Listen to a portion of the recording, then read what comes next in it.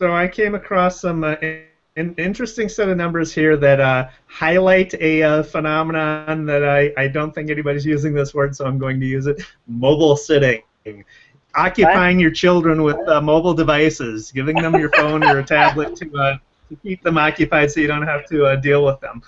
So nearly 2/3 of adults in the U.S. have distracted or entertained a child of 5 years or younger with a mobile device. That's according to a Harris Interactive survey.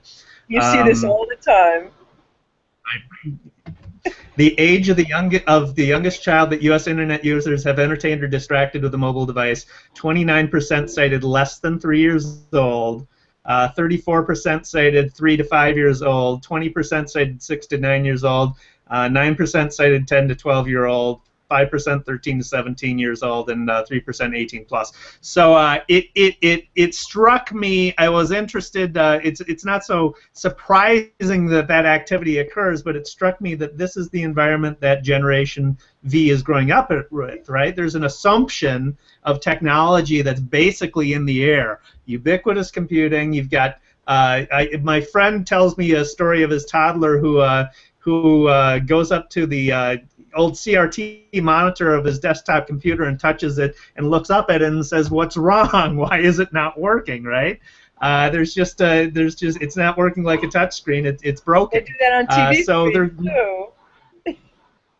They're growing up in a world that has instant access to information and instant answers everywhere. So it's a completely different environment that any other generation has grown up with, and it's going to shape their attitudes towards everything. So it's something to keep in mind if you're marketing to kids or marketing to their parents. In terms of that, I just want to recommend a book.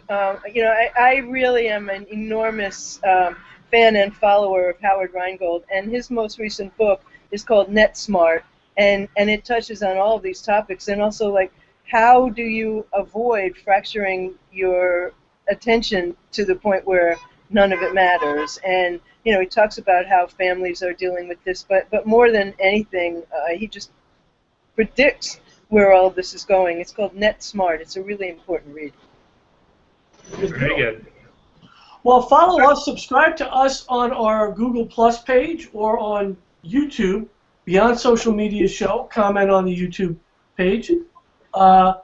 Also, take a look at B.L. Ackman because she contributes to Ad Age. Go to the whatsnextblog.com or follow her on Twitter as What's Next. David Erickson, The Daily Numbers, is where you can find more of his commentary on marketing surveys and opinion polls. On Twitter, The Daily Numbers. On Twitter also, D. Erickson, and the blog, eStrategy blog. And if you're really a masochist, Minnesota Vikings chat. Hey, baby, we won a game. We won it more overseas. Have a great week. Join us next week for Beyond Social Media. I'm Albert Marucci. Night.